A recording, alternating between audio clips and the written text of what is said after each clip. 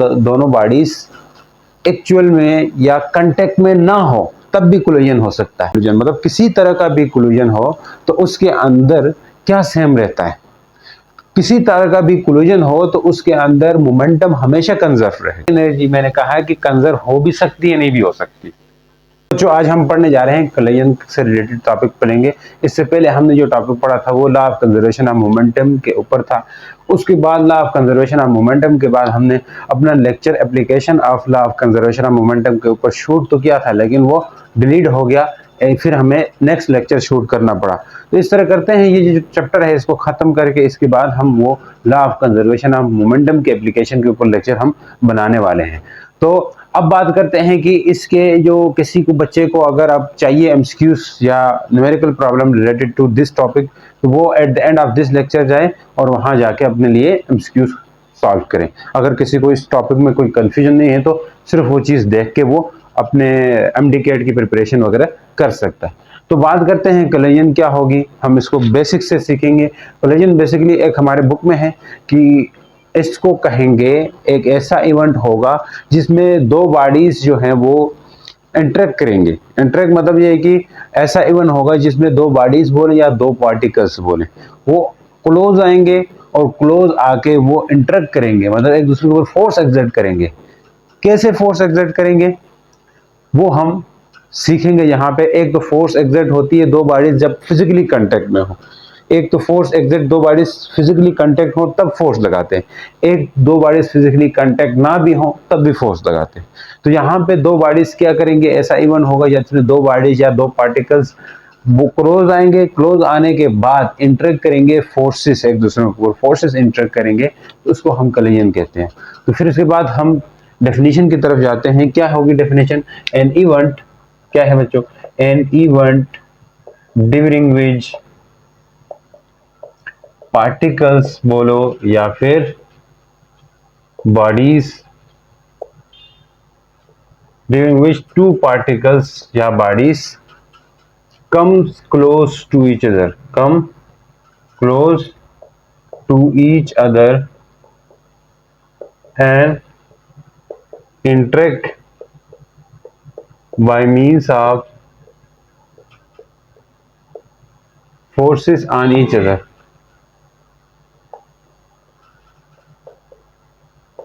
That is called collision. जिसमें दो bodies पास आएंगे, अब वो बॉडीज फिजिकली कांटेक्ट में हो भी सकती है, नहीं भी हो सकती है। ये बात इंटरेक्ट करने की बात आ जाए ना, इसका मतलब ये है कि वो बॉडीज फिजिकली कांटेक्ट में हो, एक तो फिजिकली फोर्स लगाएं, आपस में कोलिजन के दौरान लगाती, एक तो दूर होते होते वो भी फोर्स लगा सकती है। ऐसे हम एग्जांपल लेंगे तो उससे आपको क्लियर होने वाली है। या इसकी एक और डेफिनेशन है, उसको देख लें, उससे ज़्यादा अच्छा आपको क्लियर होगा। ठीक है जी। तो क्या है? Collision is said to be occur. Collision कब होगी वो हम देखते हैं। Collision is said to be occur तब होगी, कहते हैं कोलिजन तब कहलाएगी, ठीक है, यानी कि जब दो बॉडीज क्या हो जाए, यानी कि said to be occur between two bodies. Collision is said to be occur between two bodies. दो बॉडीज के बीच में कोलिजन तब होगा चाहे जब वो दो बॉडीज एक दूसरों के फिजिकल कांटेक्ट में आ जाए ना, ये वो फिजिकली कोलाइड करें एक दूसरों को, या वो बॉडीज जो है एक दूसरों के पाथ को चेंज करें फोर्स की वजह से। अब ऐसा कब होता है? जैसे ये चार्ज पार्टिकल के साथ ऐसा होता है। रियल लाइफ में तो मान ले दो बाल टकरा रहे हैं या दो कोई चीजें जिनको हमने रोल किया किसी सरफेस के ऊपर, तब उनका टकराना, कब टकराना होगा, उनके ऊपर कब फोर्स लगेगी? जब वो दोनों फिजिकली कांटेक्ट में हो। यही हमारा एक पॉइंट है, यही हमारा कंसेप्ट है कि जो दोनों एक्चुअल में पास आएंगे तब टकराने होंगे, तब इनके जो रास्ते होंगे या इनकी स्पीड होगी ये चेंज होगी। मान ले ये दोनों फिजिकली जुड़ेंगे, एक दूसरे को फोर्स एक्सर्ट करेंगे, जितनी फोर्स ये लगा रहा है इतनी ये लगाएंगे, तो तब कहेंगे इन दोनों की स्पीड में इफेक्ट पड़ेगा, या यूं कह ले इन दोनों के ऊपर जो फोर्स लगेगी वो इक्वल और अपोजिट लगेगी, तब यहाँ पे कोलिजन हुआ। अब ये चीज तो फिजिकली पॉसिबल है। हमने कहा कि कोलिजन तब कहलाएगा जब दो बॉडीज या दो पार्टिकल्स कैसे कोलाइड करें एक दूसरे के साथ। कोलाइड वाला केस आ गया, ये कोलाइड वाला केस है। यहाँ पे एक्चुअल में क्या कोलाइड कर रहे हैं, एक्चुअल में क्या कर रहे हैं, कोलाइड कर रहे हैं, इनकी कोलिजन कर रहे हैं। अब अगर दूसरी तरफ देखें, एक तो तब कोलिजन होता है जब वो दोनों बॉडीज एक्चुअल में या कांटेक्ट में ना हो, तब भी कोलिजन हो सकता है। ऐसा कब होता है, जैसे आपने 9th क्लास के अंदर पढ़ा होगा कि रदरफोर्ड के एक्सपेरिमेंट के अंदर जो रदरफोर्ड स्कैटरिंग हुई थी अल्फा पार्टिकल्स की, जब रदरफोर्ड ने न्यूक्लियस के ऊपर बम्बार्ड करवाया था, इधर एक फॉइल रखी थी, इधर से अल्फा पार्टिकल जब बम्बार्ड कराएं तो अल्फा पार्टिकल्स ने क्या किया, अपना रास्ता चेंज किया, डिफ्लेक्ट हुए थे। तो इसको भी कोलिजन कहलाया जाएगा।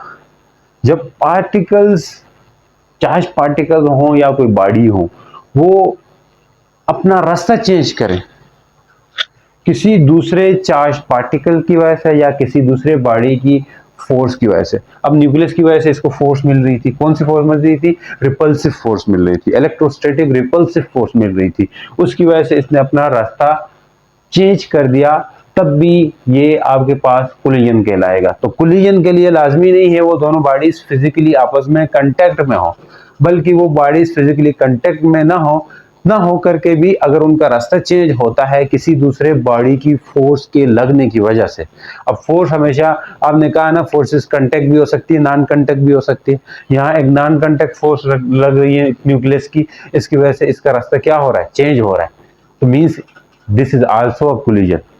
तो कोलिजन बहुत तरह की हो सकती है, ठीक है। हमने यहाँ स्पेसिफिक हमारे कोर्स के लेवल तक है वो वाली कोलिजन पढ़ेंगे, लेकिन डेफिनेशन के लिए हमें इस तरह भी समझना जरूरी है। तो collision is said to be occur, ठीक है, between two bodies, between two bodies बोलो या पार्टिकल्स बोलो, बिटवीन टू बॉडीज या पार्टिकल्स, दो बॉडी या दो पार्टिकल्स के बीच में कोलिजन तब कहलाएगा, ठीक है, आइदर इफ दे आर, ये जो बॉडीज हैं, they are collide against to each other, either they are collide against to each other, मतलब आइदर फिजिकली कोलाइड करें, वो कोलाइड करें अगेंस्ट ईच अदर, या फिर आर इफ दे आर, अगर ये फिर क्या करें,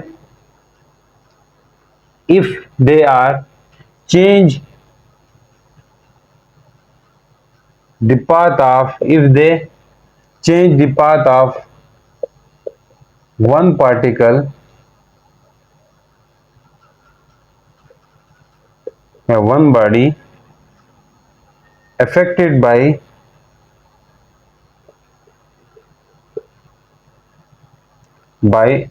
force of other particle. If the path of one particle, if the path करो, अच्छा क्या करें, if the path of are, if the path of one particle affected by force of other particle. ये जबरदस्त डेफिनेशन, क्या कह रहे हैं, देखो अब समझो इसको। यही बात मैंने यहाँ पे की, यही बात है कि कोलिजन तब होगा जब दो बॉडीज आपस में कोलाइड करें एक दूसरे के साथ, कोलिजन वाला केस मैंने बता दिया, या फिर the path of one particle, एक पार्टिकल का पाथ इफेक्ट हो जाए दूसरे पार्टिकल की फोर्स की वजह से, तब भी कोलिजन कहलाएगा। मतलब इट्स नॉट फिजिकली, यहाँ पे कांटेक्ट नहीं हो रहा इस एग्जांपल में अल्फा पार्टिकल्स और न्यूक्लियस के बीच में। अल्फा पार्टिकल में कौन सा चार्ज है, डबल पॉजिटिव चार्ज होता है, आपने पढ़ा है, डबल पॉजिटिव चार्ज है। तो इसके डबल पॉजिटिव चार्ज और न्यूक्लियस के बीच में जब कोलिजन हो रहा था, तो तब हमने देखा था कि यहाँ पे इनका पाथ इफेक्ट हो रहा था इसकी फोर्स की वजह से। तो इस चीज को आप लिख भी सकते हैं कि in Rutherford experiment alpha particles are scattering due to electrostatic repulsive force of a nucleus. As a result, the path of alpha particle is affected and they become deflected away from the nucleus. वो nucleus से away deflect हो रहे थे, तो यहाँ पे भी एक कोलिजन हो रहा है एक तरह से। अब कोलिजन की एग्जांपल क्या हो सकती है बच्चों, वो हम समझते हैं।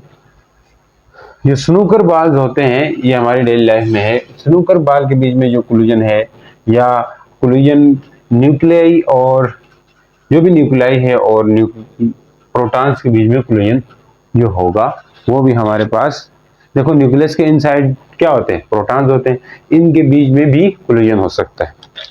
वो वाला कोलिजन होगा, ठीक है जी, जैसे हमने यहाँ कहा था फिजिकली कांटेक्ट में ना हो। तो एग्जांपल आपके बुक में भी पड़ी हुई है, ठीक है। तो कोलिजन बिटवीन स्नूकर बाल,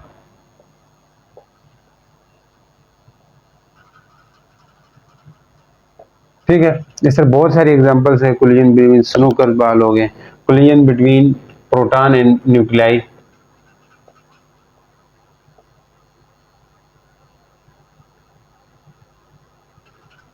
तो ये एग्जाम्पल है। अब कोलिजन को पढ़ने से पहले, यानी कि कोलिजन की टाइप्स को पढ़ने से पहले हम देखना चाहेंगे कि during any type of collision, तो कोलिजन बहुत सारे तरह के होते हैं। हमने यहाँ जस्ट इलास्टिक और इनइलास्टिक कोलिजन हमने पढ़ना है, ठीक है, जो हमारे सिलेबस के हद तक है। 2 डायमेंशनल कोलिजन हो सकता है, 3 डायमेंशनल हो, लेकिन उनको हम जिक्र नहीं करेंगे। जस्ट हम अपने कोर्स के हद तक रहते हुए ये बात करेंगे कि कोलिजन क्या है, तो कोलिजन की टाइप्स क्या हैं। तो इनइलास्टिक कोलिजन और इलास्टिक कोलिजन तो हम पढ़ेंगे ही पढ़ेंगे, लेकिन इससे पहले एक जरूरी चीज, आपको इलास्टिक और इनइलास्टिक कोलिजन की जो डेफिनेशन है, या उसकी जो पूरा जो प्रोसेस आप पढ़ेंगे आगे, उसका फील तभी आएगा जब आप ये चीज जो मैं पढ़ाने जा रहा हूं वो आपको समझ आए। तो नोट पे डाल दें बच्चों, नोट लिखना है कि एनी टाइप ऑफ कोलिजन, मतलब किसी तरह का भी कोलिजन हो तो उसके अंदर क्या सेम रहता है। किसी तरह का भी कोलिजन हो तो उसके अंदर मोमेंटम हमेशा कंजर्व रहेगा। ये बात समझने की है कि momentum always conserve, kinetic energy conserve होगी या नहीं होगी इसकी कोई गारंटी नहीं है, मोमेंटम कंजर्व होगा। तो मोमेंटम कंजर्व होगा तो क्यों होगा, इस चीज का हम यहाँ पे प्रूफ करना है। कि क्वेश्चन आपसे पूछ सकते हैं, जैसे आपके बुक में तो नहीं है, लेकिन ये एक टॉपिक में इंपॉर्टेंट समझता हूँ कि इससे हमें फील आता है कोलिजन का, या कोलिजन के अंदर डेफिनेशन इलास्टिक या इलास्टिक का, कि वाकई में कोलिजन कोई भी हो रहा हो उसके अंदर मोमेंटम कंजर्व रहता है। तो ये चीज हम समझेंगे कि अगर पूछे शो दैट, ठीक है, in all type of collision momentum is said to be conserve, यानी कि मोमेंटम कंजर्व होता है, ठीक है, ये हमने प्रूफ करना है। प्रूफ मोमेंटम इज कंजर्व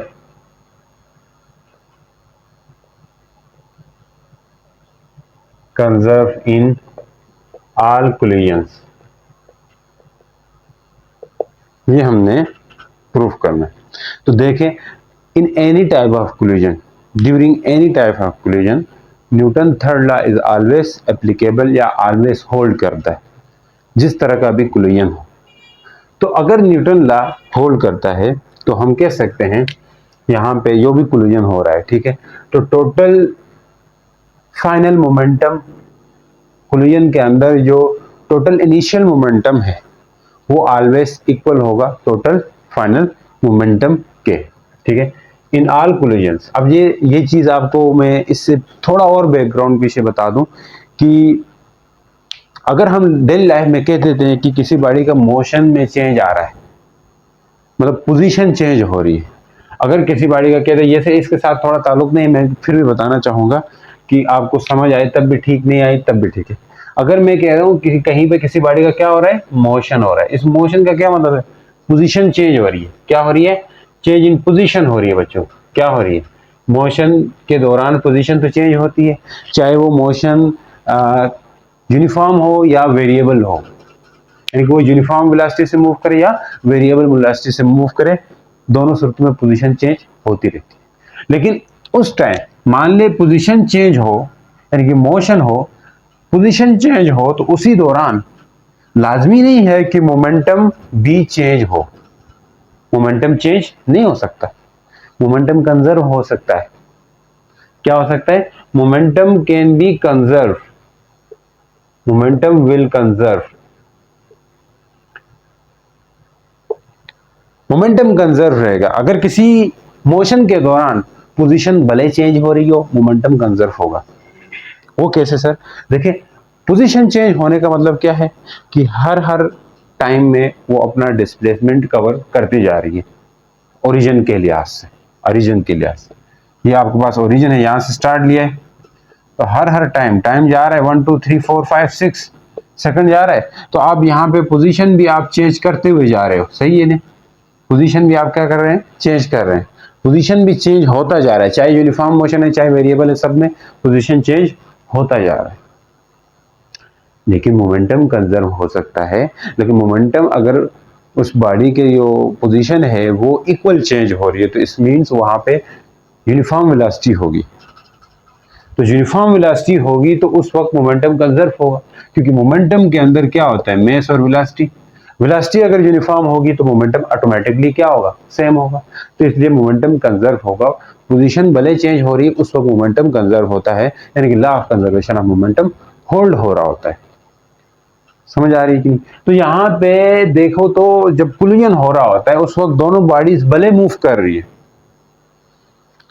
एक बॉडी मूव कर रही है 3 मीटर पर सेकंड से, एक 5 मीटर पर सेकंड से। अब इनका वेलोसिटी मान ले टकराने तक क्या है, सेम है, यूनिफॉर्म है। तो इट्स मीन कि इनका मोमेंटम टकराने से पहले क्या है, कंजर्व है।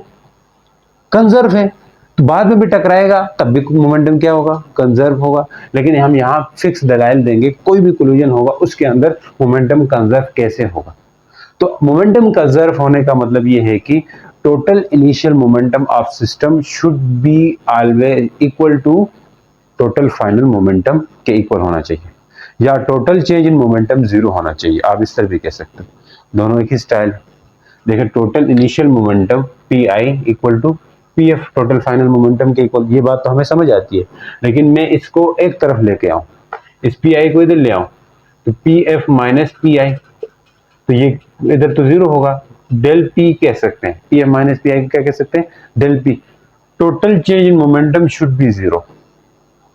आप ये लिखो, for momentum is said to be conserve is only applicable when total change in momentum will be equal to zero, या total initial momentum equal to total final momentum। तो तब आपके पास momentum conserve होगा। when total initial momentum of a system will be equal to total final momentum of system, then the momentum of system is said to be conserve। तो यहाँ पे हम ये कहेंगे if क्या हो, total initial momentum is equal, opposite कह सकते हो, is equal to total, opposite हम नीचे साइन आएगा नेगेटिव तब कहेंगे, total final momentum, then momentum is said to be conserve. ये हमने ऐसे थोड़ी थ्योरेटिकल बात लिखी है लेकिन मैथमेटिकल करना है इसमें। Momentum is said to be conserve, तो मोमेंटम क्या होगा, कंजर्व होगा। अब अगर मोमेंटम कंजर्व वाली बात है तो हम प्रूफ भी करके देते हैं। मान ले ये टकरा रहे हैं दो बॉडीज, टकराने के पहले अगर वो सीन छोड़ दें, वो पहले पिछले वाली लॉ ऑफ कंजर्वेशन मोमेंटम में मैंने वहां पे ये कहा था। अब यहाँ पे ये बॉडी 1 है, ये बॉडी 2 है। अब ये इसके ऊपर जो फोर्स लगाएगी तो उसको हम क्या कहते थे, F21।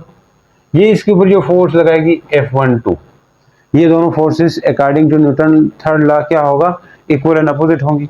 यहाँ पे मोमेंटम में चेंज आएगा जो पहले वाली बॉडी का है, डेल P1, यानी कि जो फोर्स है वो किसकी इक्वल होगी, ये जो फोर्स लगा रहा है, अगर ये मोमेंटम के लिहाज से लिखे, हमने Newton second law in term of वो लिखा है ना मोमेंटम, ये फोर्स ये किसके इक्वल आ जाएगी, ये F21 वो फोर्स है जो 1 2 के ऊपर लगा रहा है। ये पिछला वाला लॉ ऑफ कंजर्वेशन मोमेंटम का टॉपिक नहीं देखा है वो देख लें। इसका मतलब है कि जो दूसरे बॉडी के ऊपर लग रही है पहले बॉडी की वजह से। F21 का क्या मतलब है, F21 का मतलब है फोर्स ऑन 2 ड्यू टू 1, 2 के ऊपर 1 की वजह से लग रही है, तो 1 की वजह से लग रही है तो फोर्स 1 लगा रहा है तो मोमेंटम में चेंज आएगा, सही। तो मोमेंटम में चेंज आएगा, जाहिर सी बात है। तो इस मोमेंटम के चेंज को हम कहेंगे del P1 by delta T करेंगे। Del P1 by delta T, यानी कि पहले बॉडी का मोमेंटम इसके साथ टकराने से चेंज हुआ। ये एक तरह से अगर डेल P1 यहां से निकालना हो तो कैसे करेंगे, F21 delta t equal to del P1 हो गया, एक चीज आ गई। इसी तरह सेम यही चीज हम क्या कर सकते हैं, बेसिकली ये चेंज इन मोमेंटम इसके इक्वल आ गया। अब इसी चेंज इन मोमेंटम यानी कि फोर्स और टाइम के प्रोडक्ट को हम इंपल्स भी कह सकते हैं। क्या कह सकते हैं, इंपल्स। वो बात हम आगे जाके करेंगे, अभी के लिए जहन में बिठा दें कि ये इंपल्स है, ठीक है जी। अब यहाँ पे इसके लिए करें F12 को कैसे पढ़ेंगे, फोर्स ऑन 1 ड्यू टू 2, 1 के ऊपर लग रही है 2 की वजह से, इसको कैसे करेंगे, force on 1 due to body 1 due to body 1 के ऊपर ड्यू टू बॉडी 2 की वजह से। इसको हम ऐसे लिख सकते हैं F12 equal to del P2 by delta t. Sir आप डेल्टा T2 क्यों नहीं किया, यहाँ पे डेल्टा T1 क्यों नहीं किया। देखो टाइम तो सेम होगा ना, जिसमें टकरा रहे होंगे दोनों के हिसाब से टाइम सेम लग रहा होगा। मान ले 1 सेकंड में टकराएं, 2 सेकंड में टकराएं, नैनो सेकंड, जितना भी कम सेकंड में टकराएं, टाइम दोनों के लिए सेम रहने वाला है, इसलिए हमने यही सेम रखा है। लेकिन यहाँ एक और चीज सेम होने वाली, वो आगे चल के बताऊंगा कि फोर्स भी सेम लगेगी, इक्वल एंड अपोजिट लगेगी, तो मतलब सेम फोर्स लगेगी। ये F12 F21 ये जस्ट यहाँ हमने शुरू में मान लिया कि सेम नहीं लग रही है, एक्चुअल में यहाँ पे न्यूटन थर्ड लॉ भी है। ये तो हमने न्यूटन सेकंड लॉ से बात की है, न्यूटन थर्ड लॉ के जरिए कहते हैं तो ये फोर्सेस भी दोनों क्या हैं, इक्वल हैं। तो हम कह सकते हैं F12 ये इक्वल हो रहा है डेल्टा टी के, और ये डेल P2 के इक्वल हो रही। ये हमारे पास चेंज इन मोमेंटम आ गया सेकंड बॉडी का। अब इन दोनों को हम इक्वल ले सकते हैं, क्या ले सकते हैं, इक्वल ले सकते हैं। क्यों सर, क्यों इक्वल ले रहे हैं, बिकॉज फोर्सेस सेम लग रही हैं बच्चों, फोर्सेस सेम लग रही हैं, दोनों के ऊपर जो फोर्स लग रही है ये सेम लग रही है और इक्वल लग रही है और अपोजिट लग रही है। तो देखिएगा कैसे लग रही है। तो हमें पता है कि F12 हो या F21 हो, ये दोनों इक्वल हैं, बस एक दूसरों के अपोजिट हैं, इक्वल है। लेकिन यहाँ नेगेटिव साइन मैंने इसलिए लिया है क्योंकि दोनों एक दूसरे के अपोजिट है, मतलब एक तरफ नेगेटिव लगाना होगा। तो compare this one equation a with equation b, compare equation 1 and b, यानी कि इक्वेशन 1 और ए और बी को हम कंपेयर करेंगे तो क्या आएगा, डेल P1 इक्वल हो रहा है डेल P2 के, यही कह सकते हैं। इक्वल लिख लें, यहाँ पे भी लिख लें, सही है। तो क्या होगा देखें, डेल P1 इक्वल हो रहा है डेल P2 के। कैसे इक्वल हो गया, कैसे कहा है सर आपने, देखें हमें पता है कि F12 और F21 दोनों F है, तो मतलब ये दोनों साइड्स क्या बनेंगे, थोड़ी देर के लिए सोचें, यानी कि ये भी F delta T equal to del P1 भी वो होगा, डेल्टा P1 होगा, और F ये नेगेटिव होगा, बेशक नेगेटिव हो लेकिन F तो हो गई, delta T equal to delta P2 negative होगा ना, एक मान ली एक, यार नहीं समझा, इसको आप नेगेटिव ले रहे हैं क्योंकि नेगेटिव डायरेक्शन में, इसको पॉजिटिव ले रहे हैं, ये पॉजिटिव साइड पे लग रहा है, इतना तो पता है ना, नेगेटिव एक्सिस पे लग रहा है। अब यहाँ पे कोऑर्डिनेट ड्रा करेंगे तो इस तरफ नेगेटिव होता है, इस तरफ पॉजिटिव होता है, इसलिए मैंने किया, और कुछ वजह नहीं इसकी। तो यहाँ पे इनको अब कंपेयर कर सकते हैं क्योंकि नेगेटिव साइन एक के साथ लगाना होगा, क्योंकि यहाँ पे फोर्स नेगेटिव है, मतलब नेगेटिव डायरेक्शन में लग रही है, अपोजिट लग रही है, इसलिए हम इन दोनों को इक्वल ले रहे हैं।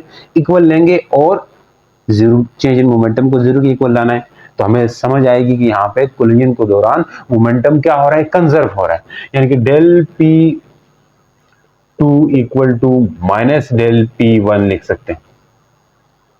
सर माइनस इसके साथ, आप इसके साथ लगा लिए, देखो आप अगर डेल P2 बोल दो, डेल P2 का क्या मतलब है ये समझो पहले।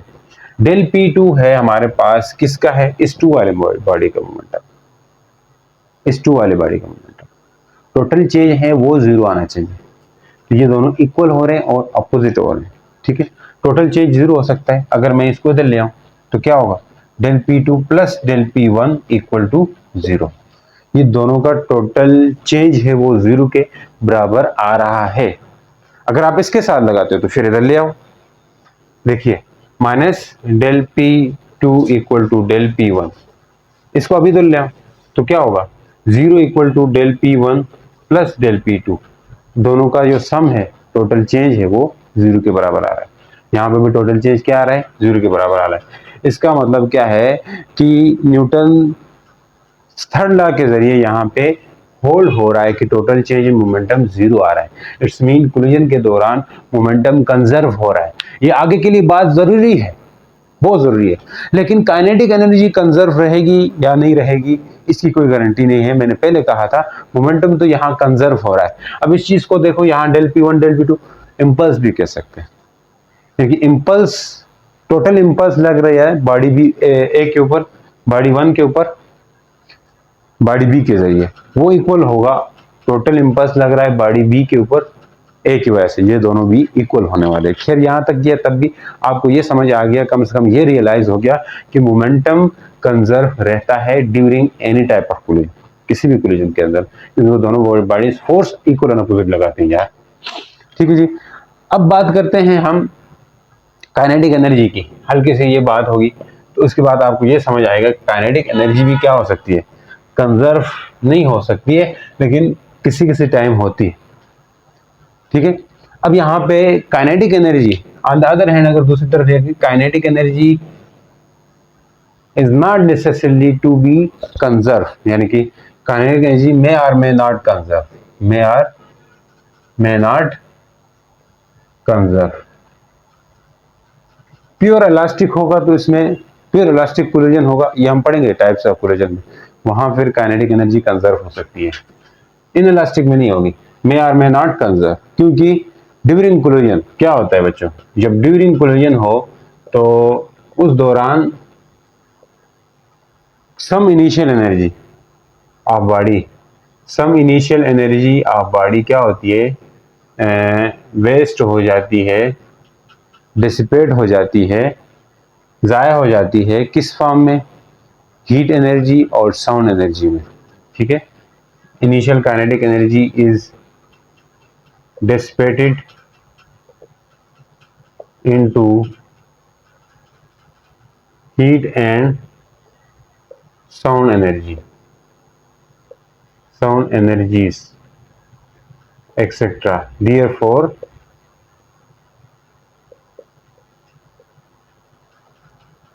kinetic energy may or may not conserve.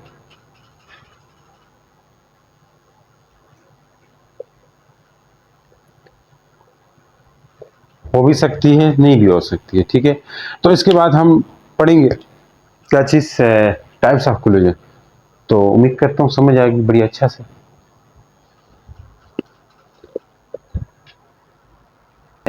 जो हमारे बुक में है वो है इनइलास्टिक और इलास्टिक कोलिजन। हम डिस्कस करेंगे इनइलास्टिक कोलिजन।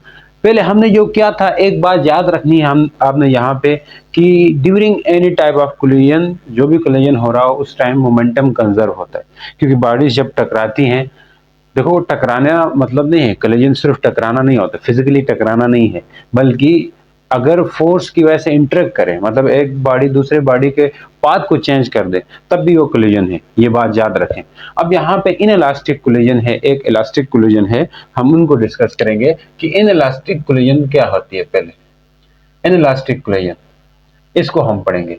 देखो जो इनइलास्टिक कोलिजन है बच्चों, उसके अंदर क्या होता है कि बॉडी का मोमेंटम तो कंजर्व होगा। आप इलास्टिक की डेफिनेशन जब करने लगोगे या इनइलास्टिक की डेफिनेशन करने लगोगे, उसमें एक बात ये हमेशा शामिल कर लेनी है कि ये दोनों कोलिजन के अंदर मोमेंटम कंजर्व रहेगा। बात आती है काइनेटिक एनर्जी की, जो कि हमने पहले की थी। काइनेटिक एनर्जी में और में नॉट बी कंजर्व, कंजर्व हो भी सकती है, नहीं भी हो सकती है। कहाँ पे होती है वो चीजें अब इसके फीचर्स या इसके करेक्टरिस्टिक ऑफ इनइलास्टिक कोलिजन के अंदर हम डिस्कस करेंगे। वैसे अभी आपकी जानकारी के लिए बता दूं कि कहाँ पे जो है कि काइनेटिक एनर्जी कंजर्व रहती है। काइनेटिक एनर्जी जो है, इसके अंदर जो काइनेटिक एनर्जी मैंने कहा है कि कंजर्व हो भी सकती है, नहीं भी हो सकती। कि काइनेटिक एनर्जी ड्यूरिंग, अब कोई बॉडी मूव कर रही है, कोलिजन करने की तरफ जा रही है, उसमें सम इनिशियल काइनेटिक एनर्जी रहेगी, आपको पता है। और वो जो काइनेटिक एनर्जी है आफ्टर कोलिजन, वो काइनेटिक एनर्जी उसकी चेंज हो सकती है in form of heat, sound या लाइट की फॉर्म में, ये हमने डिस्कस कर रखा है। तो इसलिए काइनेटिक एनर्जी कंजर्व नहीं होती। अब कंजर्व कब होती है वो भी हम इसके कैरेक्टरिस्टिक के अंदर पढ़ेंगे। जरा बहुत मजेदार लेक्चर होने वाला है, आप बने रहिएगा। तो इनइलास्टिक कोलिजन की बात करते हैं कि इनइलास्टिक कोलिजन क्या होगी। सच टाइप ऑफ कोलिजन, यानी कि it is a type of collision है, यानी कि द कोलिजन डायरेक्ट यहां से शुरू करो बच्चों। The collision in which momentum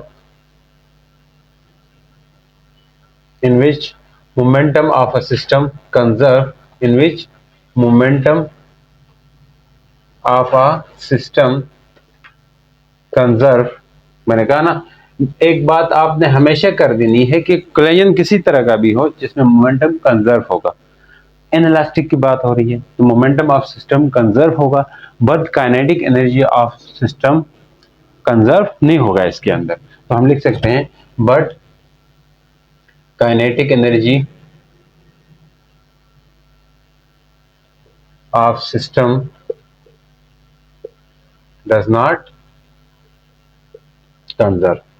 इस चीज को हम क्या कहेंगे, इस चीज को हम क्या करेंगे बच्चों, इनइलास्टिक कोलिजन कहेंगे, is known as inelastic collision. अब ये जो इनइलास्टिक कोलिजन है इसके खास कैरेक्टरिस्टिक है कि इनइलास्टिक कोलिजन के अंदर क्या क्या चीजें होंगी।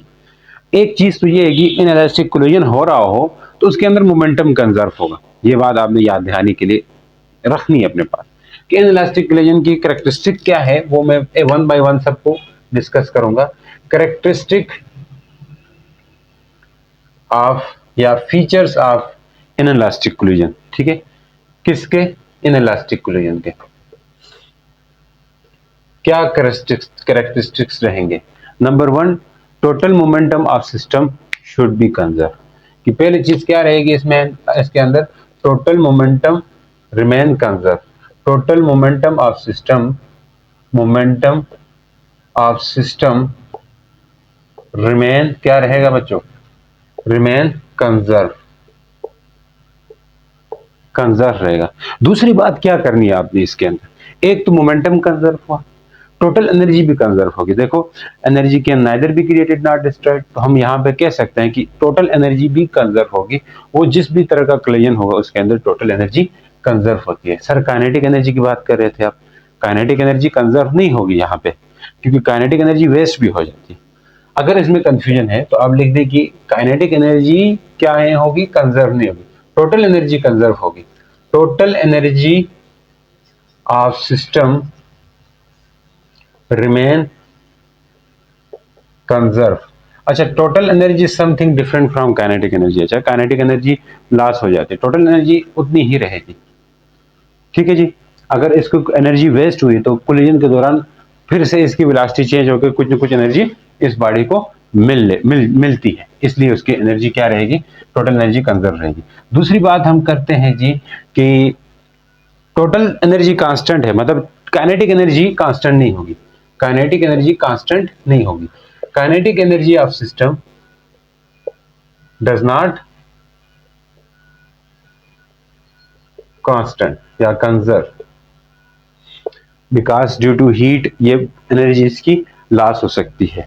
हीट कहें, साउंड कहें, लाइट की वजह से अगर टकरा गई, कुछ चिंगारी चिंगारी उठ गई, आग शाख लग जाती है। फिल्मों में होता है ना, जब दो चीजें गाड़ियां टकरा के और गिर गई तो आग लग जाती है। फिल्मों में तो ऐसे एग्जेजरेट करते हैं, तो रियल में भी हो सकता है, ठीक है। तो लाइट की फॉर्म में एनर्जी उसकी कन्वर्ट हो सकती है। नेक्स्ट बात जो है इसमें करनी है कि इसके अंदर, ये इनइलास्टिक कोलिजन के अंदर जो फोर्सेस इन्वॉल्व होंगी, टकराने के दौरान जो फोर्सेस इन्वॉल्व होंगी, उसमें से कुछ फोर्सेस या पूरी की पूरी फोर्सेस, तमाम जो भी फोर्सेस एग्जर्ट कर रहे हैं, वो फोर्सेस हमेशा नॉन कंजर्वेटिव होंगी। यानी कि नॉन कंजर्वेटिव फोर्स कौन सी होती है, पहले आप ये देख लें। नॉन कंजर्वेटिव में हमारे पास कौन से फोर्सेस आते हैं, फ्रिक्शन फोर्स है, टेंशन है, ठीक है जी, ये सारे एयर रेजिस्टेंस है, ये सारी कौन सी वो होती हैं, ये सारी नॉन कंजर्वेटिव फोर्सेस हैं। तो जो भी हमारे पास कांटेक्ट फोर्सेस है वो नॉन कंजर्वेटिव होती है मैक्सिमम। तो नॉन कंजर्वेटिव फोर्सेस होंगी जब इनइलास्टिक कोलिजन हो रहा हो, उस वक्त बॉडीज के बीच में कौन सी फोर्स इन्वॉल्व रहेगी, कौन सी फोर्स उसमें रोल प्ले करेगी, तो वो होगी नॉन कंजर्वेटिव फोर्स। सारी की सारी नॉन कंजर्वेटिव हो सकती है, या फिर कुछ नॉन कंजर्वेटिव हो, कुछ कंजर्वेटिव भी हो सकती है। मतलब अगर कुछ नॉन कंजर्वेटिव कुछ कंजर्वेटिव होती है तो उस दौरान भी इसका जो वो है मोमेंटम है यानी काइनेटिक एनर्जी है वो कंजर्व नहीं होगी। काइनेटिक एनर्जी कंजर्व ना होने की वजह भी यही है। क्या वजह है कि उस उनमें जो फोर्सेस इन्वॉल्व हो रही है इन इलास्टिक कोलिजन के अंदर, जो फोर्सेस इन्वॉल्व हो रही है वो नॉन कंजर्वेटिव है, इसलिए काइनेटिक एनर्जी कंजर्व नहीं होती। बात समझ आ गई? क्योंकि अगर कंजर्वेटिव फोर्सेस इन्वॉल्व हों तो उसमें वर्क डन या एनर्जी हमेशा रिमेन कंजर्व होती है। ये चीज आप वर्क वाले चैप्टर में पढ़ेंगे कि वर्क डन अलोंग ए क्लोज पाथ हमेशा इक्वल होता है। तो उस क्योंकि वहां पे कंजर्वेटिव फोर्सेस हो तब होता है। कंजर्वेटिव फोर्स मतलब मैग्नेटिक फोर्स होगी, ग्रेविटेशनल फोर्स होगी, ये कंजर्वेटिव फोर्सेस है। इन कंजर्वेटिव फोर्स के अंदर हमेशा वर्क इक्वल होता है यानी कि एनर्जी इक्वल होगी। जैसे यहाँ पे मैं मार्कर उठा रहा हूं तो ये ग्रेविटी के अगेंस्ट उठा रहा हूं, मैं मार्कर को यहाँ तक लाना है, इस मार्कर तक लाना है, मैं इस मार्कर को ऐसे उठा करके लाऊं मतलब टेढ़ा पेढ़ा करके इधर ले आऊं तब भी इसमें इतनी एनर्जी स्टोर होगी, या मैं इस मार्कर को सीधा लेके आऊं तब भी, क्योंकि पाथ पे डिपेंड नहीं करती है। तो कंजर्वेटिव में ऐसा होता है। तो यहाँ पे नॉन कंजर्वेटिव फोर्सेस हैं, इसलिए काइनेटिक एनर्जी कंजर्व नहीं होती। अब यहां मैं इसके कैरेक्टरिस्टिक में लिखूंगा कि सम आर या all forces involve during inelastic collision are non conservative. तो हम लिख सकते हैं some are all forces involve during inelastic collision are क्या है, आर नॉन कंजर्वेटिव। वो क्या है, नॉन कंजर्वेटिव है। ये बात समझ आ गई, नॉन कंजर्वेटिव होगी। अब अच्छा, अगर नॉन कंजर्वेटिव है तो एक चीज होगी यहाँ पे कि जो एनर्जी है, टोटल एनर्जी है सिस्टम की, यानी कि टोटल मैकेनिकल एनर्जी है, इसके अंदर जो मैकेनिकल एनर्जी होगी जब ये कोलिजन करेंगे तो मैकेनिकल एनर्जी का मतलब क्या है कि मतलब इसमें जो काइनेटिक एनर्जी है या पोटेंशियल एनर्जी है बॉडीज के बीच में, वो काइनेटिक एनर्जी या पोटेंशियल एनर्जी। अब इन कैरेक्टरिस्टिक को यूज करते हुए आप बहुत सारे एमसीक्यूज हल कर सकते हैं। मैं ऐसे फालतू में नहीं पढ़ा रहा हूँ, ये बता रहा हूँ आपको। ये आपकी बुक में वैसे नहीं दिए हुए कैरेक्टरिस्टिक, में आपको पढ़ाने की वजह ये है कि इससे रिलेटेड बहुत सारे एमसीक्यूज आपके हल हो जाते हैं। क्योंकि आप देखेंगे ना एमसीक्यूज में यही चीजें पूछ रहे होते हैं कि काइनेटिक एनर्जी कंजर्व होगी या नहीं होगी, या कौन सी फोर्सेस इन्वॉल्व होती है, ये सब यहाँ मिल रही है यार। बुक में बेशक नहीं दी हुई, तो ये टेस्टों में ऐसी चीजें आती है। तो ओवरऑल एक आपका ये एक तरह का ऐसा ग्रैंड लेक्चर है, इसके अंदर बहुत सारी चीजें शामिल हो रही है, एक्स्ट्रा चीजें भी आपको मिल रही है, मतलब जो एमसीक्यूज बेस पे आ सकती हैं ऐसी चीजें भी आपको मिल रही है। ठीक है जी। अब यहाँ पे मैं लिखना चाहूंगा कि इन कोलिजन के दौरान, यानी कि जब कोलिजन हो रहा हो उस दौरान जो एनर्जी है, खास तौर पर हम बात करेंगे mechanical energy. Sir mechanical energy क्या होती है? Mechanical energy basically sum of kinetic energy and potential energy है। यह आपने क्लास 9 में भी पढ़ा था, जिससे भी पढ़ा है क्लास 9 के अंदर आपने, वो क्या होती है, kinetic energy plus potential energy के को हम क्या कहते हैं, मैकेनिकल एनर्जी कहते हैं। तो ड्यूरिंग कोलिजन जो मैकेनिकल एनर्जी है या काइनेटिक एनर्जी है या पोटेंशियल एनर्जी है वो कंजर्व नहीं होगी इसके अंदर, क्योंकि नॉन कंजर्वेटिव फोर्सेस हैं इसलिए। तो हम ये बात भी लिख सकते हैं ड्यूरिंग कोलिजन ये चेंज होगी ना, during collision total mechanical energy मतलब kinetic energy and potential energy does not remain constant, does not remain constant, ये कांस्टेंट नहीं होंगी। ये बात समझ आ गई, कांस्टेंट नहीं होगी क्योंकि काइनेटिक एनर्जी लॉस होगी, हीट की फॉर्म में या फिर साउंड की फॉर्म में या लाइट की फॉर्म में लॉस होगी। तो ये थे इनइलास्टिक कोलिजन और इसके कैरेक्टरिस्टिक। एग्जांपल दीजिए सर, एग्जांपल क्या हो सकती है? तो कोलिजन बिटवीन टू व्हीकल्स, दो गाड़ी टकराई तो इनके बीच में जो कोलिजन होगा वो इनइलास्टिक कोलिजन होगा, क्योंकि उसकी काइनेटिक एनर्जी सेम नहीं रहेगी। इस तरह कोलिजन बिटवीन दो बाल्स, दो बाल के बीच में, ठीक है, जो स्नूकर के बाल हैं इनके बीच में जब कोलिजन करते हैं तो वहां पे इनइलास्टिक कोलिजन होगा आपका। तो हम लिख सकते हैं एग्जांपल के तौर पर, और भी एग्जांपल्स हैं बुक में देख लीजिएगा। तो कोलिजन एग्जांपल क्या है? Collision between two vehicles, between two vehicles, दो गाड़ियों के बीच में, व्हीकल्स में, सर किसी को क्यों मार रहे हैं आप इस तरह, व्हीकल्स के बीच में कोलाइड करके एग्जांपल के तौर पे ले लीजिए। नेक्स्ट है collision between two balls, collision between two balls, दो बाल्स के बीच में हम ये कोलिजन देख रहे हैं, तो ये भी क्या होता है?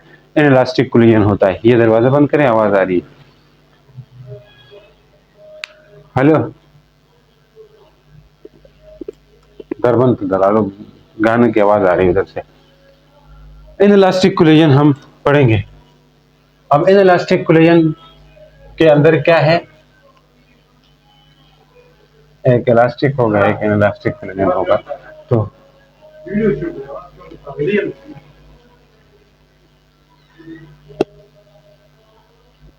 इनइलास्टिक कोलिजन होगी, इलास्टिक कोलिजन के ऊपर बात करेंगे। अब इलास्टिक कोलिजन बहुत आसान है, उसका अपोजिट है, लेकिन इलास्टिक कोलिजन में क्या रहता है कि इलास्टिक कोलिजन के अंदर बॉडी का मोमेंटम कंजर्व होगा ही होगा। मैंने कहा किसी भी तरह का कोलिजन हो इसमें मोमेंटम कंजर्व होता है, ये हमने बात की थी शुरू में, ठीक है जी।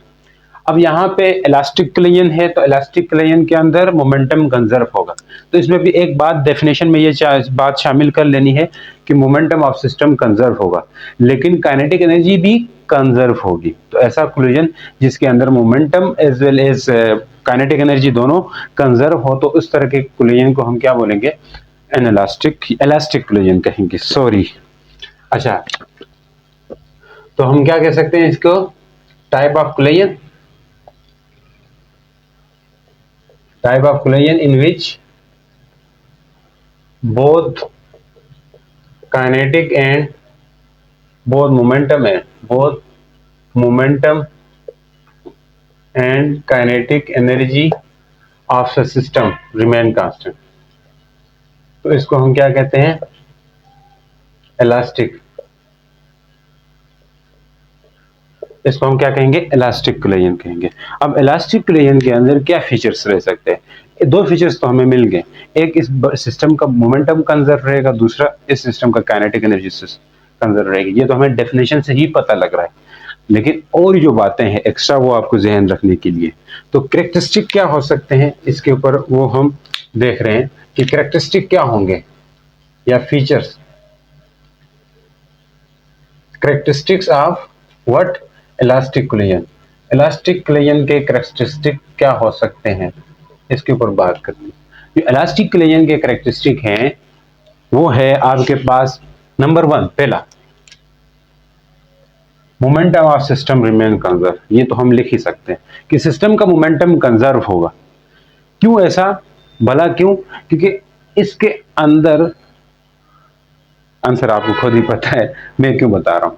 देखो क्यों होगा कंजर्व, क्योंकि जो भी कोलिजन होगा यहाँ पे उस तमाम कोलिजन में मोमेंटम कंजर्व होता है, जो तो हमने साबित कर दिया। अब इसके ऊपर आप बात नहीं उठा सकते हो सर मोमेंटम क्यों कंजर्व रह रहा है, या आप पहले पढ़ चुके आए, ठीक है जी। अब यहाँ पे बात करते हैं जी इलास्टिक के कैरेक्टरिस्टिक के अंदर कि मोमेंटम ऑफ सिस्टम क्या रहेगा, कंजर्व होगा। Momentum of system always conserve, यानी ये हमेशा कंजर्व होगा। दूसरी बात, काइनेटिक एनर्जी ऑफ सिस्टम भी कंजर्व होगा।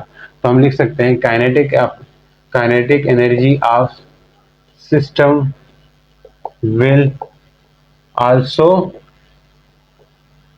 कंजर्व। भला क्यों, क्योंकि मेन वजह इसकी ये है कि काइनेटिक एनर्जी क्यों कंजर्व होती है ड्यूरिंग इलास्टिक कोलिजन, क्योंकि इलास्टिक कोलिजन के अंदर जो फोर्सेस इन्वॉल्व होती है, यानी कि दो बॉडीज के बीच में जो कोलिजन हो रहा होता है उस वक्त फोर्सेस जो लग रही होती है वो कंजर्वेटिव फोर्सेस होती है। मींस ग्रेविटेशनल फोर्स होगी, मींस इलेक्ट्रोस्टैटिक फोर्स होगी, मींस मैग्नेटिक फोर्सेस होंगी। ये कंजर्वेटिव फोर्सेस हैं, इनमें वर्क डन इक्वल होता है, मैंने पाथ पे डिपेंड नहीं करता। तो इस वजह से सिस्टम के अंदर काइनेटिक एनर्जी कंजर्व होती है। इसको अपने वर्ड्स में लिख दीजिए यार कि क्यों होता है, क्योंकि कंजर्वेटिव फोर्सेस इन्वॉल्व होती है। अब ये कंजर्वेटिव फोर्सेस इन्वॉल्व होती हैं, ये वाली बात मैं कैरेक्टरिस्टिक में भी लिखने वाला हूं। तो अब बात करते हैं कि टोटल एनर्जी भी तो कंजर्व होगी। क्या कहना है सर, जी हाँ, टोटल एनर्जी हमेशा कंजर्व होती है। हमें पता है कि total energy of system also conserve होगी ना, total energy of system will also conserve, ये भी कंजर्व हो, ठीक है सर, ये बात भी समझ आ गई। नेक्स्ट आप बात कर दीजिए कि इसके अंदर जो फोर्सेस होंगी, forces involve during elastic collision are conservative forces होती है, सब के सब कंजर्वेटिव फोर्सेस है, like magnetic force, like electrostatic force, ठीक है जी, लाइक ग्रेविटेशनल फोर्स, ऐसी फोर्सेस जो कंजर्वेटिव हैं, तो हम कह सकते हैं नेक्स्ट बात क्या कर सकते हैं अपने लिए कर दें हैं, तो forces involve during collision are conservative forces. Forces involve, some नहीं, इसमें सारी की सारी फोर्सेस क्या होंगी, कंजर्वेटिव होंगी। फोर्सेस इन्वॉल्व ड्यूरिंग क्या, ड्यूरिंग कोलिजन, इलास्टिक कोलिजन, वो क्या है, आर कंजर्वेटिव, वो सब क्या होंगे, कंजर्वेटिव फोर्सेस होंगे। अब बात करते हैं, अगर ये कंजर्वेटिव फोर्सेस है, इसके अंदर टोटल जो एनर्जी है, मैकेनिकल एनर्जी है, वो भी क्या होगी, कंजर्व होगी। अब कंजर्वेटिव फोर्स है तो ये बात तो कर ही सकते हैं, कंजर्वेटिव फोर्स है तो ये बात कर ही सकते हैं, क्योंकि कंजर्वेटिव फोर्सेस हैं तो हमें पता है कि कंजर्वेटिव फोर्सेस के अंदर मैग्नेटिक फोर्सेस आती हैं, सही, इलेक्ट्रोस्टैटिक फोर्सेस आती हैं। नेक्स्ट अगर बात करें मैग्नेटिक फोर्स, ग्रेविटेशनल फोर्स आती हैं, ग्रेविटेशनल फोर्स आती है, ये सब फोर्सेस हो सकती है। तो हम कह सकते हैं यहाँ पे ये बात उठा सकते हैं कि एनर्जी है तो मैकेनिकल एनर्जी है, यानी कि काइनेटिक एनर्जी और पोटेंशियल एनर्जी सिस्टम का क्या रहेगा, कंजर्व रहेगा। यानी कि the mechanical energy such as kinetic energy and potential energy are conserve, ये भी क्या होगी, कंजर्व होगी। तो कैरेक्टरिस्टिक समझ आ गई। एग्जांपल दीजिए सर। अब ये जो इलास्टिक कोलिजन होता है, ये आमतौर पर एक तो आइसोलेटेड सिस्टम में होगा कि बाहर से कोई फोर्स एग्जर्ट नहीं करनी चाहिए।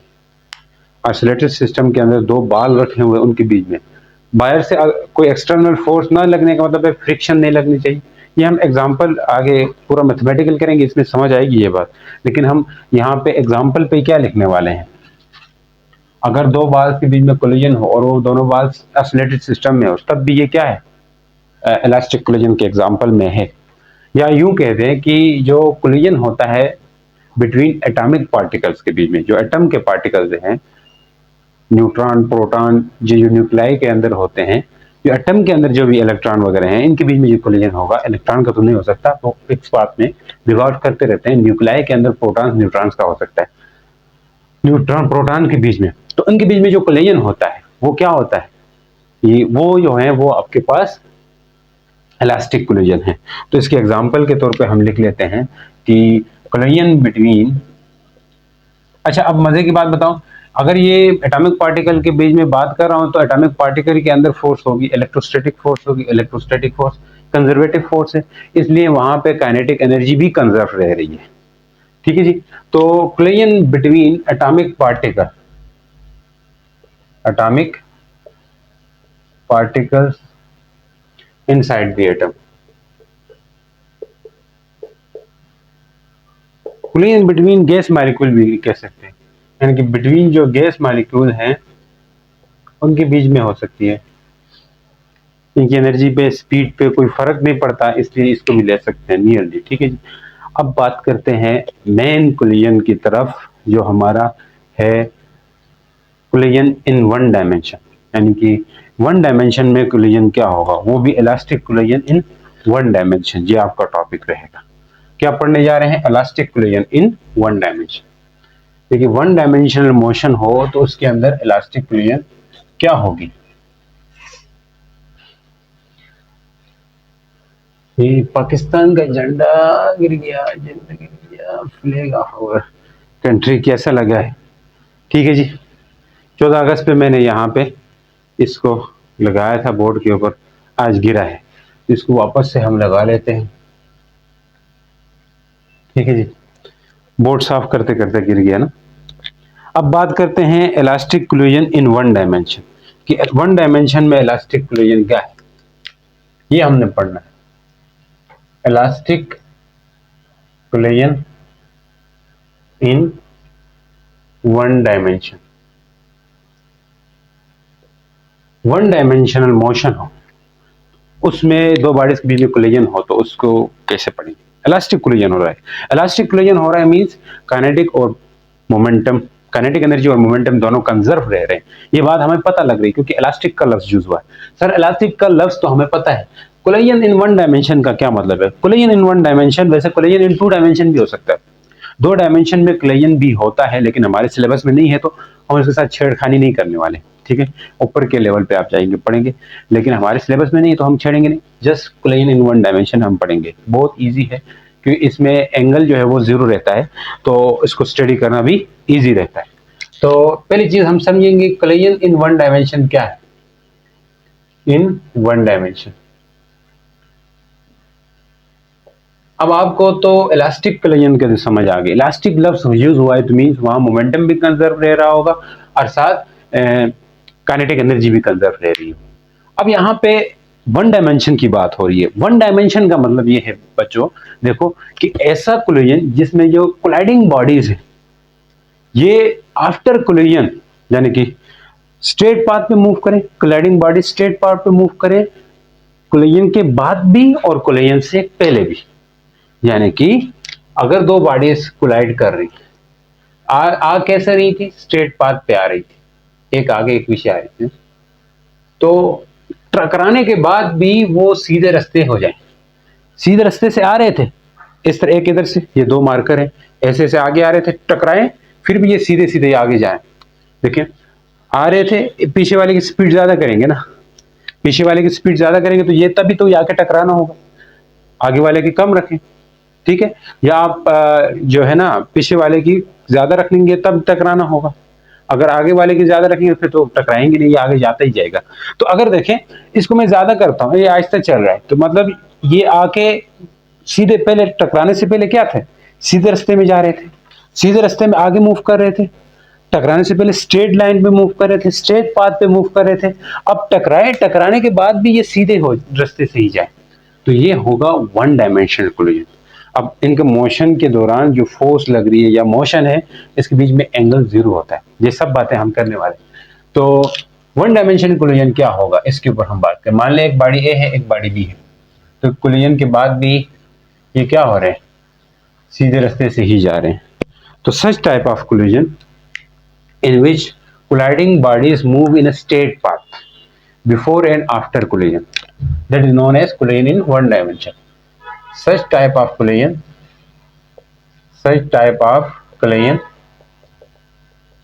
in which colliding bodies move in a straight path या straight line before and after collision, यानी कि कोलिजन के बाद और कोलिजन से पहले ये स्ट्रेट पाथ पे मूव करें तो ये क्या है? कोलिजन इन वन डायमेंशन है। अब हमने एग्जांपल ले रखी है, किस बात की दे रहे हैं? हम इसको जरा M1 नाम देते हैं, इसको M2 नाम देते हैं, इसको M1 M2 M1 M2। इसके आगे केसेस पढ़ेंगे तो वहां और अच्छे से क्लियर होने वाले हैं। अब मान ले इसकी ये वेलोसिटी है u1 है। अब ये जो हमने बाल लिए हैं, दो स्फेयर्स जो लिए हैं, ये ऐसी जगह पे लिए हैं कि यहाँ पे ऑसिलेटेड सिस्टम में पड़े हुए हैं, मतलब कोई बाहर से फोर्स ही नहीं लग रही है। इट्स मीन कोई external force, friction, non conservative force लग ही नहीं रही। नॉन कंजर्वेटिव फोर्स लगती तो काइनेटिक एनर्जी कंजर्व ना होती, तो इसलिए कोई नॉन कंजर्वेटिव फोर्स लग ही नहीं रही है, तो इनका मोमेंटम क्या होगा? कंजर्व ही होगा। तो मान ले इसकी वेलोसिटी u2 है। अब यहाँ पे फोर्स लगाते हैं, आपको पता है इक्वल और अपोजिट फोर्सेस लगती है। F यहाँ पे 1 2 F 2 1 ऐसे, आपको पता है इनकी चीजों के ऊपर मैं बहुत बार बना चुका हूँ। लॉ ऑफ कंजर्वेशन मोमेंटम से यही अब बस बाल बनते आ रहे हैं, ठीक है जी।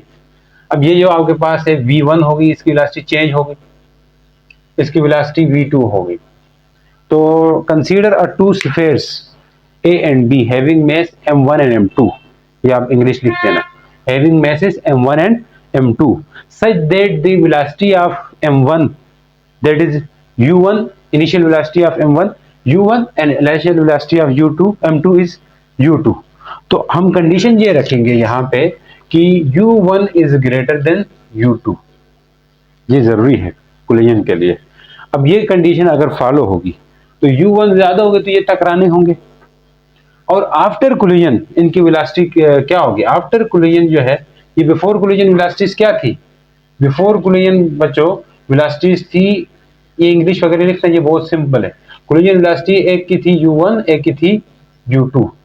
आफ्टर कोलिजन इनकी वेलोसिटीज क्या हो गई वो भी हमें पता है कि इनकी जो वेलोसिटी है v1 एंड v2 हो गई। और ये हमने कहा कोई ऑसिलेटरी सिस्टम है, कोई फ्रिक्शनल फोर्स इनको नहीं मिल रही है, ठीक है। फ्रिक्शनल फोर्स होगी, नॉन कंजर्वेटिव फोर्स होगी, और आपको पता है नॉन कंजर्वेटिव फोर्स जहां इन्वॉल्व होती है वहां पे आपके पास इनइलास्टिक कोलिजन होता है। बहुत अच्छे से समझ आई सर? नहीं आई सर? देखो नॉन कंजर्वेटिव जो फोर्स होती है वो तभी लगती है, हमने कहा था नॉन कंजर्वेटिव यानी कि इनइलास्टिक कोलिजन के फीचर्स में हमने ये बात कही थी कि इनइलास्टिक कोलिजन के अंदर नॉन कंजर्वेटिव फोर्स इन्वॉल्व होती है, या तो सारी की सारी होती है या तो कुछ फोर्सेस नॉन कंजर्वेटिव होती है। आप बेशक यहाँ पे है लेकिन नीचे फ्रिक्शन छोड़ रहे हैं, मतलब सरफेस ऐसा रखा है इसके ऊपर फ्रिक्शन है, तो यहाँ एक नॉन कंजर्वेटिव फोर्स आ गई। अब एक नॉन कंजर्वेटिव फोर्स के आने से भी ये क्या हो सकते हैं, यानी कोलिजन इनइलास्टिक हो सकता है, तो हम इन चीजों से बच के रहना है यहाँ पे। अच्छा जी, अब यार मैथमेटिकल करना है। मैथमेटिकल दो चीजें लेंगे क्योंकि इन इलास्टिक कोलिजन की एग्जांपल है वन डायमेंशन में। तो इलास्टिक कोलिजन वन डायमेंशन के अंदर ये बात भी लिखे कि थीटा वन है, इसका जो एंगल है और इसका एंगल है ये जीरो होगा। Theta one equal to theta two, ये should be equal to zero. अगर थीटा वन और थीटा जीरो होगा तो ये स्ट्रेट पाथ पे मूव करेंगे, अगर नहीं होगा फिर क्या होगा, if theta one or theta two not equal to zero, फिर ये टू डायमेंशन में मोशन होगा। मान ले ऐसे दो बाल टकराए, टकराने के बाद एक बाल तो सीधा आगे गया लेकिन एक बाल कुछ इस तरह गया, एक बॉडी इस तरह गई एक आगे इस तरह गया, तो ये टू डायमेंशन में दोनों के बीच में एंगल आएगा, तब ये टू डायमेंशनल मोशन होता है कोलिजन। ये और कॉम्प्लिकेटेड हो जाता है, कॉम्प्लेक्स हो जाता है, तो हमें नहीं दिया तो हमें इसमें पढ़ना नहीं। तो नेक्स्ट बात, अब यहाँ पे collision in elastic collision, elastic collision in one dimension में एंगल कितना होता है, ये अपने आप में एक एमसीक्यूज बन सकता है, जीरो होता है, ठीक। अब बात करते हैं according to law of conservation of momentum. अब ये एक ऑसिलेटरी सिस्टम है तो मोमेंटम कोलिजन भी हो रहा है, इलास्टिक कोलिजन हो रहा है, तो हम इलास्टिक कोलिजन की दो कंडीशन है, मेन कंडीशन, उनको लेते हुए इसकी डेरिवेशन करने जा रहे हैं। पहली condition, law of conservation of momentum apply होगा कहाँ पे, यहाँ के टोटल इनिशियल मोमेंटम और टोटल फाइनल मोमेंटम क्या होगा, इक्वल होगा। मोमेंटम कंजर्व रहने का यही तो मतलब है, इनिशियल मोमेंटम फाइनल मोमेंटम के इक्वल होगा। दूसरी बात, हम काइनेटिक एनर्जी को कंजर्व रखेंगे, तो as momentum is conserve then, यहां पे हमें पता है as momentum of system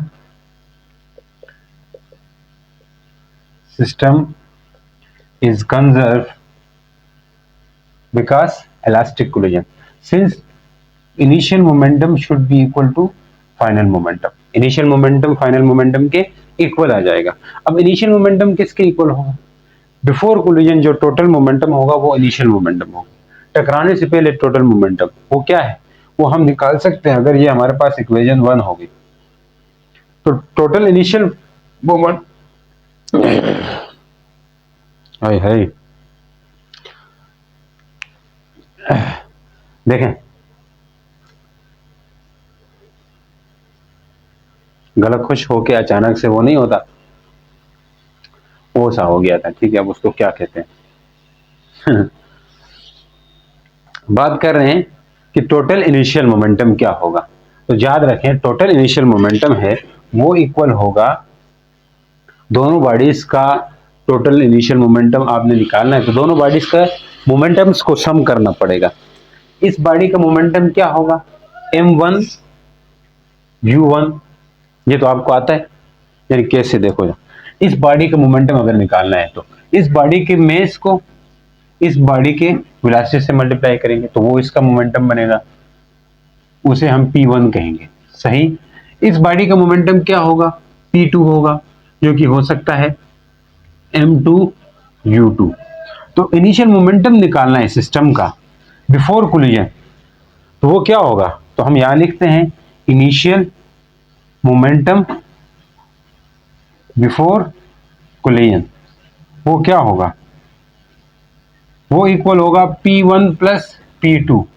P1 क्या है, बिफोर कोलिजन, ये दोनों का मोमेंटम हमने लिखना है, दोनों का मोमेंटम को सम करके लिखना है, तो P1 भी पता है P2 भी पता है, तो आप टोटल इनिशियल मोमेंटम लिख सकते हैं, क्या आएगा m1 u1, और P2 क्या है m2 u2, ये आपके पास टोटल इनिशियल मोमेंटम आ गया इक्वेशन ए के। अच्छा, टोटल फाइनल मोमेंटम भी हो सकता है इस तरह, ये चीज नजर आ रही है, यस, नीचे भी लिख सकता हूं। अच्छा, टोटल फाइनल मोमेंटम क्या होगा? इनिशियल मोमेंटम बिफोर कोलिजन है, अब फाइनल मोमेंटम आफ्टर कोलिजन क्या होगा? फाइनल मोमेंटम आफ्टर कोलिजन, ये भी आसान है, इसको क्या कहेंगे? पीएफ। वो इक्वल होगा यहाँ पे इसकी वेलोसिटी चेंज हुई है यहाँ पे आके, तो वो हम P1 प्राइम कहेंगे, वो इक्वल होगी M1 V1 के।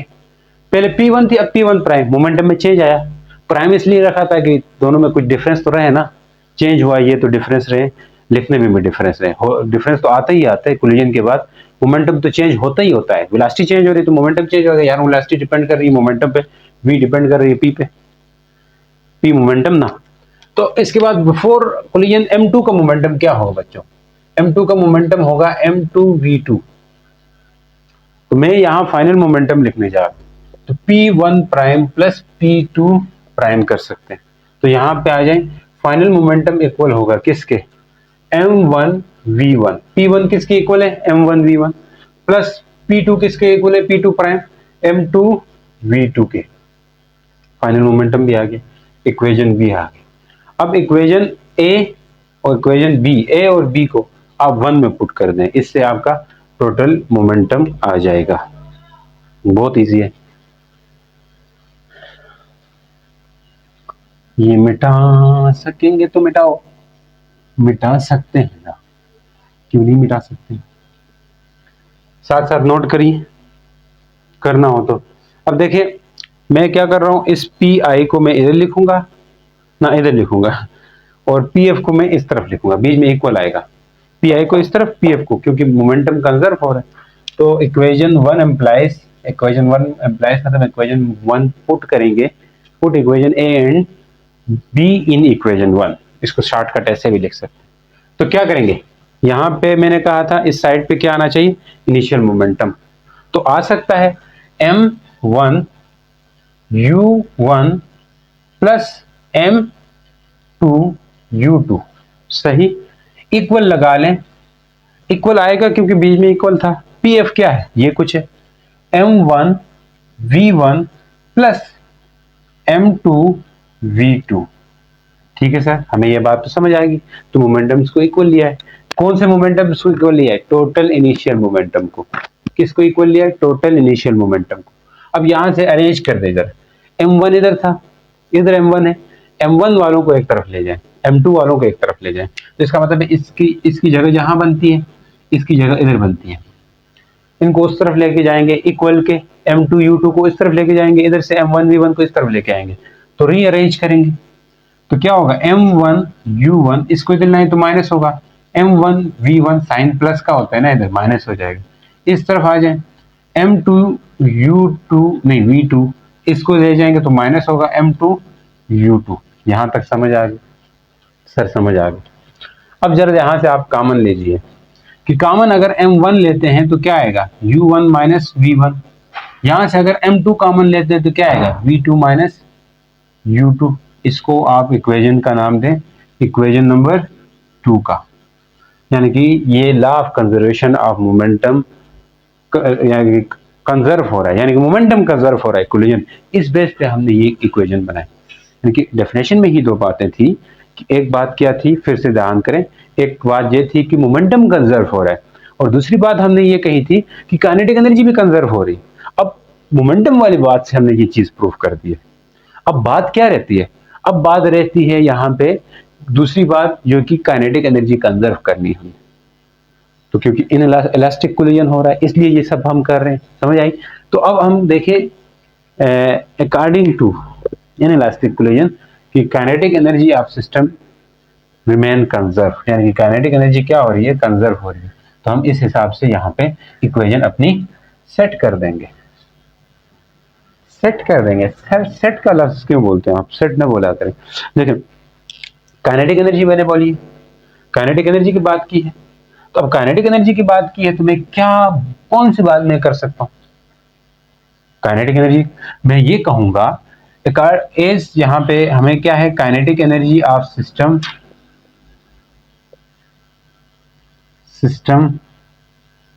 Conserve in as kinetic energy of system conserve in elastic collision.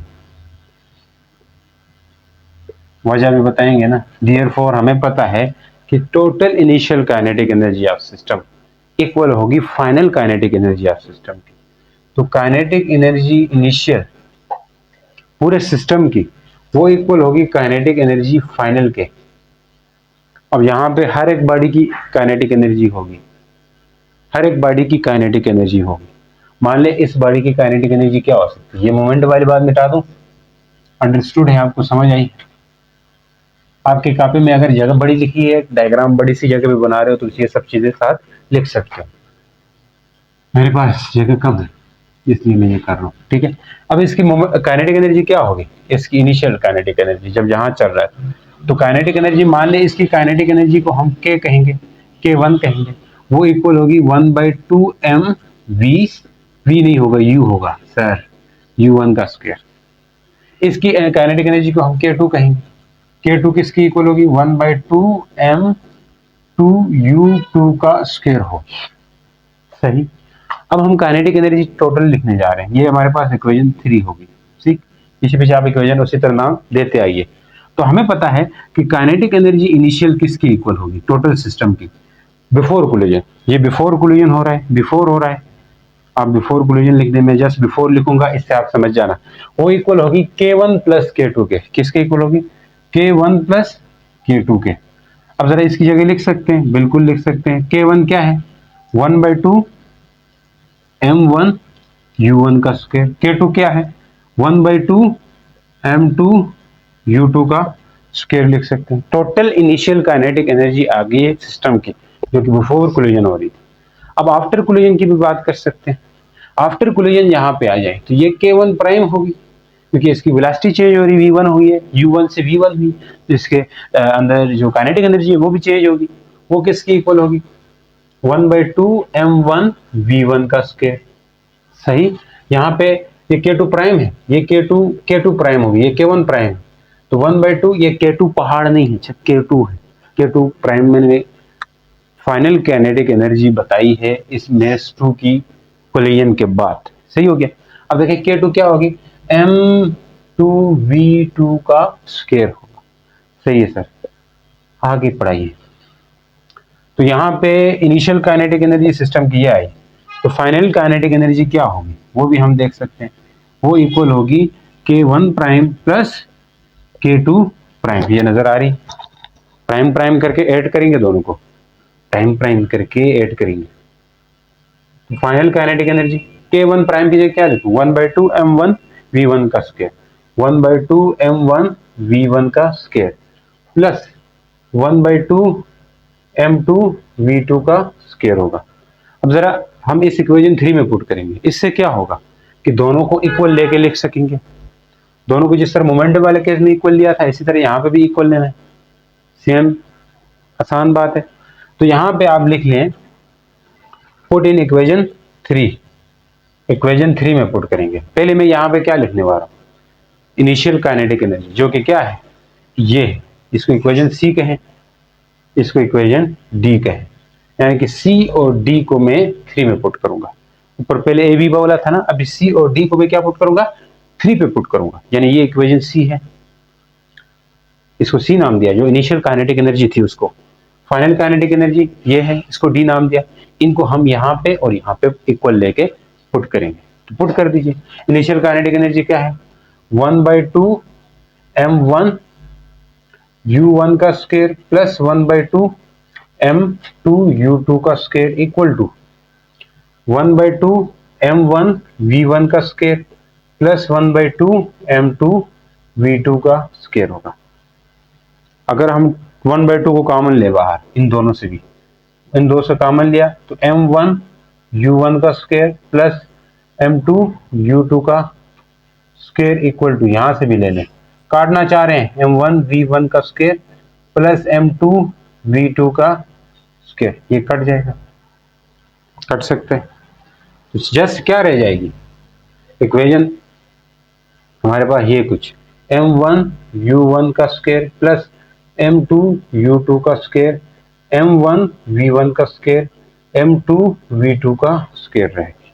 अब रुके, इसमें सॉल्व करना बाकी है। अभी ये इक्वेशन आपको याद है, ये दूसरी जो दी है ना, ये जरूरत है, आगे काम आएगी। तो चलिए अब बात करते हैं, बाकी मिटा के बात करेंगे ये सब। ये क्या थी, ये मिटानी नहीं थी ना, m1 था, u1 था, माइनस v1 थी, ये थी। अब मैं इसको जरा थोड़ा और सिंप्लीफाई करूंगा, इस इक्वेशन को साइड पे लिख दें, लिखते हैं m1 into u1 minus v1 equal to m2 v2 minus u2, equation 2 थी ये, ठीक। मैं मिटा रहा हूं, साइड पे लिखा है।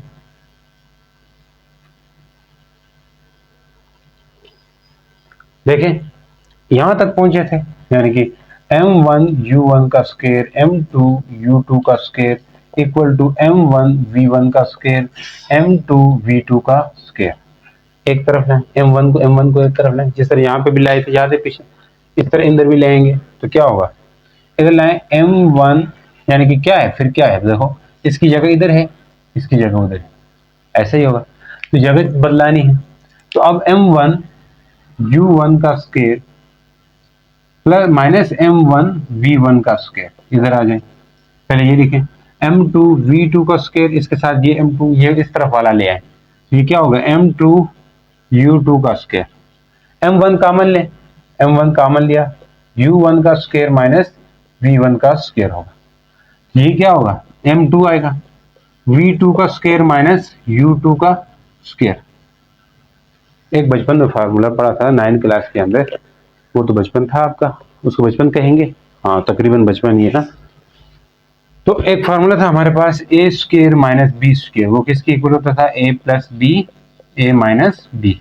यहाँ पे ये a है, ये b है, यहाँ a ये b है, दोनों तरफ फार्मूला लगेगा, m1 equal to u1 plus v1 u1 minus v1 equal to m2 v2 plus u2 v2 minus u2 u2, ठीक, ये मिटा दूं u2।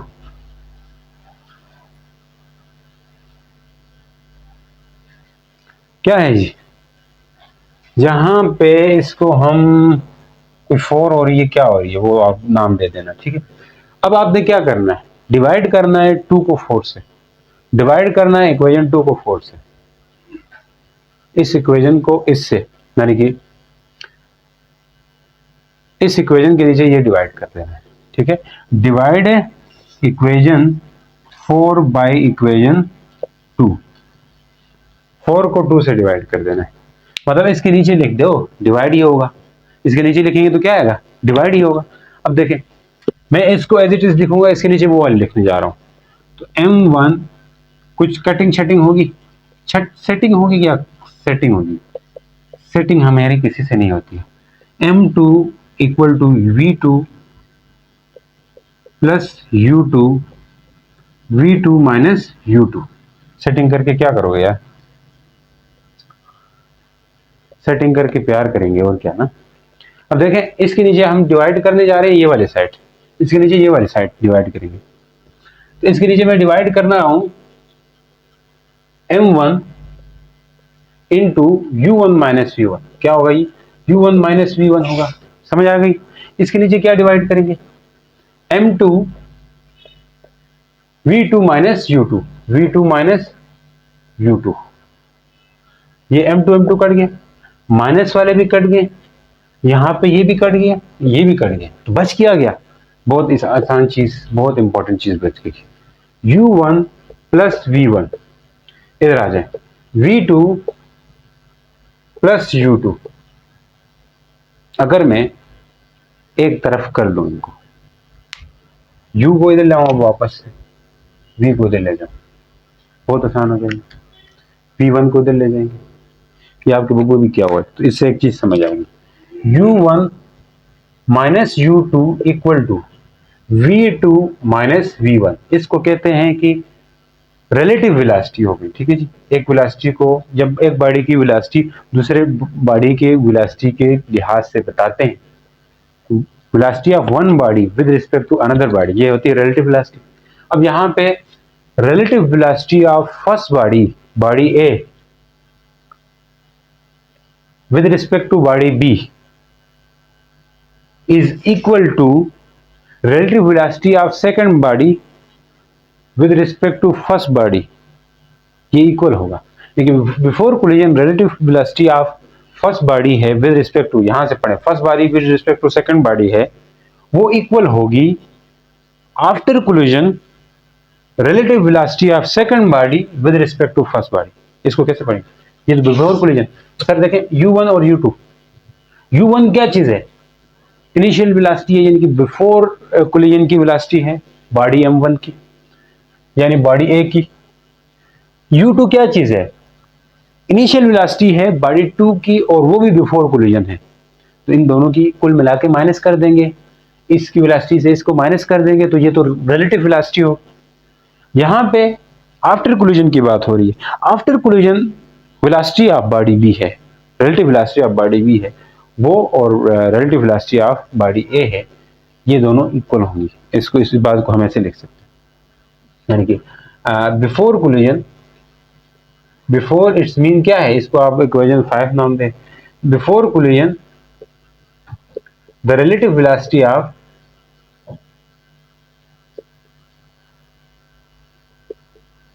Body A with respect to B is equal to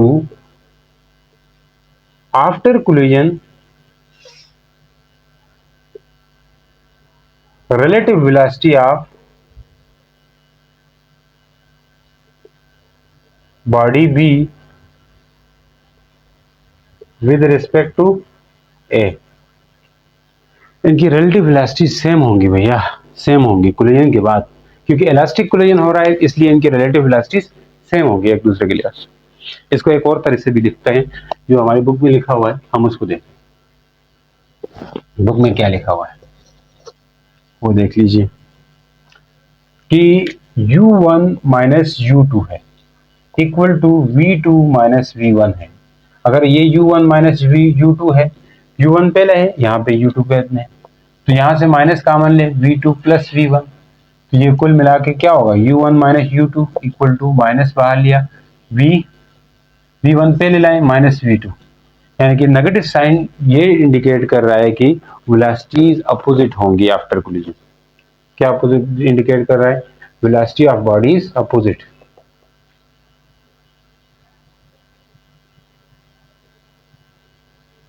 after collision. ये आपकी book में भी लिखी हुई स्टेटमेंट, इसको समझ जाएं। तो उम्मीद करता हूं समझ आई है। मिलते हैं आपके साथ नेक्स्ट वीडियो के अंदर, बल्कि नहीं, केसेस है इसके, ठीक है, उसमें बात करेंगे। तो आज के लिए इतना।